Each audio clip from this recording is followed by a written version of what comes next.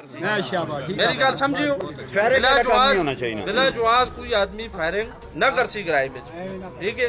इस तरह दे मैं तुसा दसा सारे जितने लोग सारे कीमती जानन, मेरी गल समझो कि बंदा पेशाबी निकले तो और किसी आप घरे मुड़ के मजूरी दरवाना है, बंदा लग जो सी कीमती जान चली जो सी, ठीक है ना।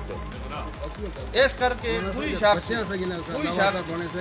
फायरिंग न कर सकता। इस किराए के मतलब शिकायत भी है, जरा शादी ब्याह होते थे अमूमन फायरिंग होती सीनियर अफसरां दा भी ते पीओ साहब दा जरा अगर तुसा पता लगता जरा फलाने दा पुत्रे दी शादी है ते उथे अगर इस तरह दा कोई प्रोग्राम है, कोई शादी ब्याह विच नाच गाने दे या फायरिंग दा कोई प्रोग्राम है ते उस दा सोशली तौर ते बाइकाट करवा हुआ जैसी ते बच्चे दे ब्याह विच न जुलदे इस पे काम में, ठीक है ना। ये तुसी लोग करसो फिर इंशाअल्लाह अमनो मान आप कर सकते। फिर अगर इस तो बाद में अगर शिकायत मिली यार इस बागे पे बिला जवाज फायरिंग होती है, फिर मेरे ते गिला ना करसो, लफरी में ना लड़ सने, फिर असले तो खाली कर सो।